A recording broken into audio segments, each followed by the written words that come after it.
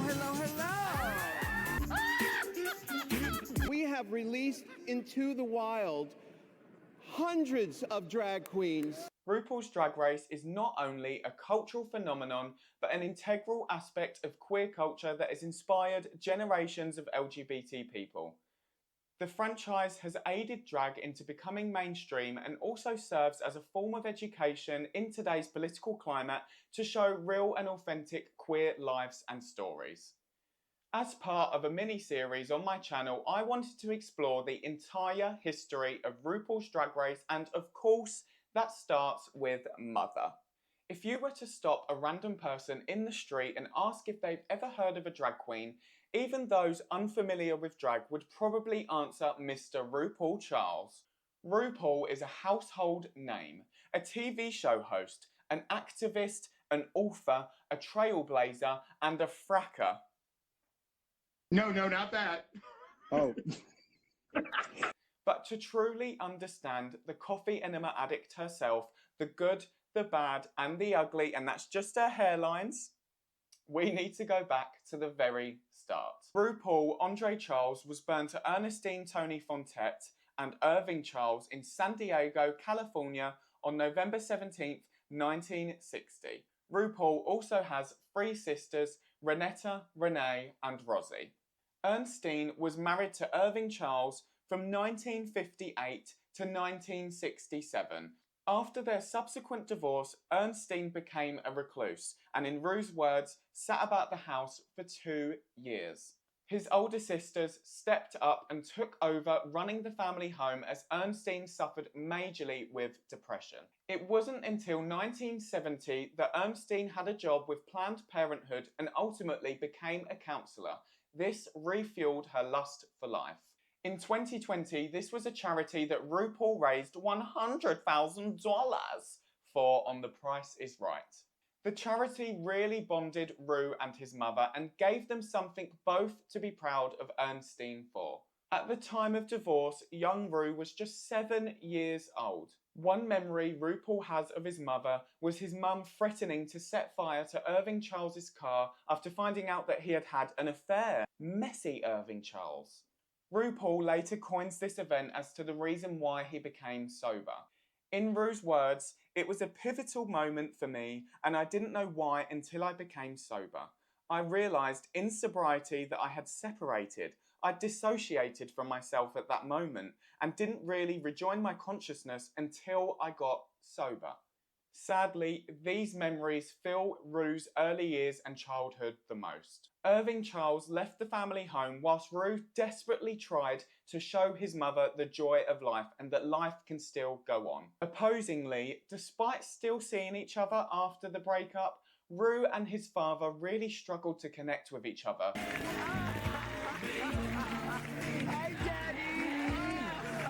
And Ru was left to be raised by his 3 sisters. Now, Ru's family always accepted his effervescent personality, and it was evident as he was inspired by icons like Diana Ross and Jane Fonda. His mother had even been told by a psychic that Ru was going to be a star, and star he is. RuPaul was always destined to be famous. Ru grew up performing songs for his mother, doing his Proud Mary Tina Turner impression in the living room. Me too, diva. This is also evident as academically, RuPaul showed absolutely no willingness to learn. He was not bothered by education in the slightest. However, school did teach him one valuable lesson, and this was from his teacher, Mr. Panel, who actually he still keeps in contact with to this day. And he told RuPaul not to take life so fucking serious, which is still words to live by and advice that RuPaul definitely lives by, judging by that TikTok. Which one of you bitches is my mother? With this in mind and RuPaul's love for performing, at the age of 15, RuPaul moved with his sister and brother-in-law Gerald to the boomtown that was Atlanta. Here, RuPaul would work with his brother-in-law Gerald in transporting luxury automobiles. Whilst working with his brother-in-law Gerald, he also enrolled in the Northside School of Performing Arts. Now, RuPaul remembers Atlanta being a massive cultural shock. I mean, in 1974, Atlanta had its first black mayor, which opposingly to the very whitewashed San Diego was a complete shock for Ru. It allowed him to discover much more about his own identity and his blackness. Despite never graduating, RuPaul actually did learn a lot from this performing arts school, and he also worked with his brother Gerald for 6 years. Now, at the time, there was an American music show that was very irreverent. It was also centered around comedy. It was one of those underground, non-mainstream shows, and this was where RuPaul really felt like he began to find his tribe. The show would poke fun at the status quo and mainstream media, and RuPaul really aligned with this, so he decided to write in to be on the show. And guess what? He got on. What a great RuPaul. We're so happy to have you back. I'm so happy to be back. They don't treat me no better, no how, nowhere. Atlanta, Georgia, right here. RuPaul appeared on the show, which officially marked the beginning of his show career in 1982. RuPaul remembers this about his first show. My friends and I worked a dance routine to Junior Walker and the All-Stars song Shotgun, and you know the song when you hear it. And we made these outfits to wear on the show, and we called ourselves RuPaul and the U-Hauls. Now, RuPaul essentially took over the entire show. He was the show, and he began to market himself in Atlanta with posters putting them up across the whole city that said, RuPaul is red hot. Now, if you've seen AJ and the Queen, you'll be able to see that he uses this in AJ and the Queen. Ruby Red is red hot. Period. She is. RuPaul acted like a star in order to be recognised as one. Now, at this point in 1982, RuPaul was beginning to experiment with his gender and androgyny and decided that he felt really aligned with the punk and grunge movements going on in music. RuPaul joined a band with his old childhood friend called the RuPaul's. And now, if you've watched RuPaul's Drag Race, which I'm sure you have, otherwise what the hell are you doing here? Then you would have heard of the RuPaul's, thanks to Miss Lux Noir London, educating the children. Let me just talk about this look. I'm gonna try to talk about it without crying, okay? Because I wore this look in 1986, and it just brings back so many great memories. Gender bending was already something that RuPaul had begun to experience within his punk days in music. Now, RuPaul started to blur the gender lines even further when he cross-dressed and worked as a go-go dancer across clubs in Atlanta. Now, this was where RuPaul met one of his oldest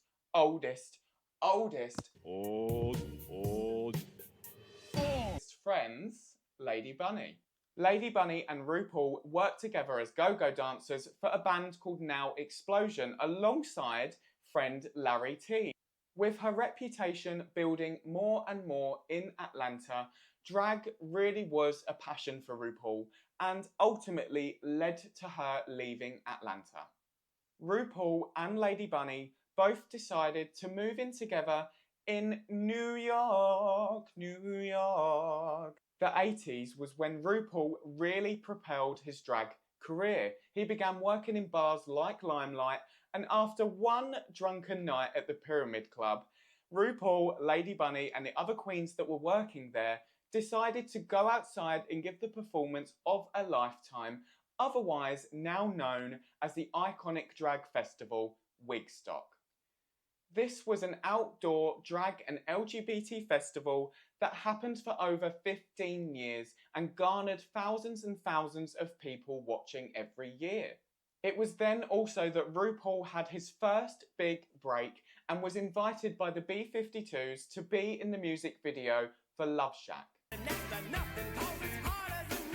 which of course came full circle when James and Kimora lip-synced to the B-52s in front of the B-52s, in front of the star of the video on Drag Race. It's so meta, iconic.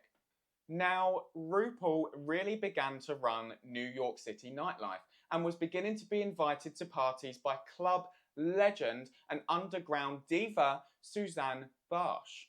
It was here, at one of these legendary parties, that RuPaul met his best friend and colleague of God knows how many years, Miss Michelle Visage. Now, Michelle was doing a little gig with Seduction, if you can remember Seduction. All of them and their hit song. This led to the beginning of their professional working relationship, which spanned over decades. The pair worked together on WKTU's morning show in New York City from 1996 to 2002. Now, in my opinion, RuPaul really cemented himself as the iconic queer diva that he is with the release of his first debut album, Supermodel, in 1992. You better work, bitch. So, fun fact I found whilst researching for this video was that RuPaul and Kurt Cobain were actually low-key friends. They were pictured together at the 1993 VMAs with Kurt Cobain, RuPaul, and Kurt Cobain's daughter, which incredibly, 20 odd years later, RuPaul has actually done a podcast with Kurt Cobain's daughter, with Michelle Visage on What's the Tea, and I just think that's a really crazy full circle moment. And also to say that Kurt Cobain was a huge fan of RuPaul's music. He loved the song Supermodel. I just find that really crazy and interesting. Supermodel was a modest hit on the pop charts in both the US, number 45, and the UK, number 39. Now, the Supermodel album was opening up major opportunities for RuPaul, most importantly, the MAC Viva Glam line. Now, this was in prevention against HIV and AIDS, and RuPaul was also the first drag queen to appear on the cover of MAC. Gag icon. Can we just take a moment? The height of the AIDS crisis and epidemic, Miss RuPaul plastered with her legs open and ruby red lipstick is everything that we could have needed, truly. It is in this MAC Viva Glam line that you can see the fundamentals for what makes RuPaul RuPaul today. The iconic blonde bombshell, legs for days, the tall glass of milk that Mother is, and the iconic glamazon persona. By this time, it was absolutely safe to say that RuPaul had cemented himself as one of the first drag queens to really break into mainstream media. However, there's always darkness before a storm, and RuPaul and his affiliation to MTV shortly came to an end in 1993. His departure came after a live broadcast of the MTV VMAs in 1993, where he uttered negative remarks to co-presenter, comedian Milton Berle. His representatives, though, later found out that this was provoked by sexual assault backstage. Now, from RuPaul's memory at this time, I'm just going to read a little extract from an interview so we can kind of gather what was going on backstage at the VMAs. Meanwhile, he had his hands all over me, honking my foam rubber breasts, grabbing my crotch, putting his hands all over my bottom, and I was pushing them off thinking, what is this? If I had been Cindy Crawford, there would have been lawsuits flying all over the place within 5 minutes. Now, following this event, RuPaul was wrongly dubbed the Wicked Witch of MTV. Wicked Witch, what a bitch. However, it was one collaboration that really helped RuPaul to gain back his notoriety, and that was, of course, with the iconic designer Bob Mackie. Now, Bob Mackie had worked with all of the legends and RuPaul's idols, Diana Ross, Cher, Judy Garland. Bob Mackie is the one. Now, these collaborations eventually led to RuPaul gaining his own talk show in 1996, The RuPaul Show, which we did see a revival of. Whatever year it was, I can't remember because it wasn't that great. Sorry, Mother. Sorry. Don't send me a cease and desist. Now, this was prominent because it was the first ever show in the US to be hosted by a drag queen. A drag queen? I am the queen of drag! The show, where Michelle acted as co-host due to their already long-standing working relationship, had a pretty successful run. It lasted for about 100 episodes, which I would say is a fair success. So successful, in fact, that even RuPaul's idol, Miss Diana Ross, you made this song go #1 for me. Even Diana Ross made an appearance, which I just know absolutely made RuPaul's inner child so happy.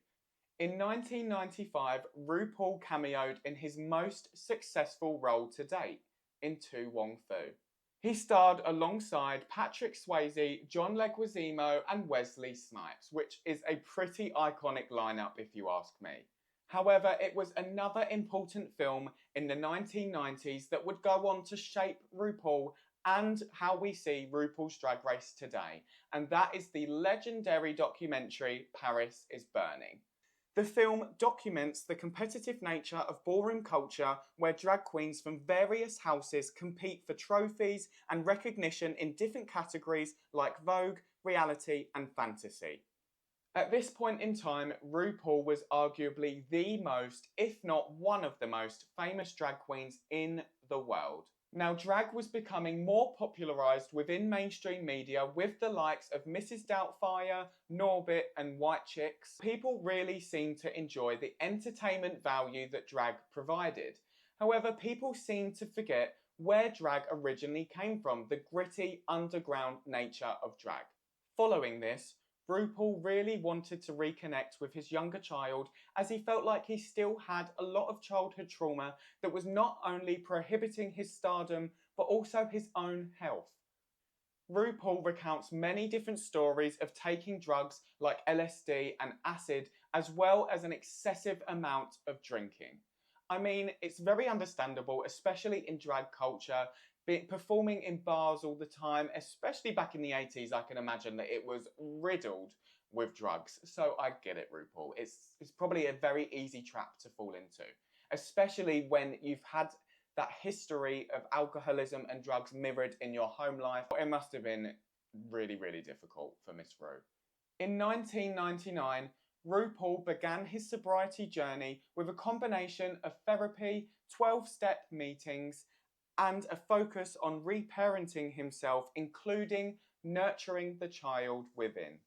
In 2004, RuPaul recorded his fourth studio album, Red Hot, and in 2007, RuPaul starred in the movie Star Booty.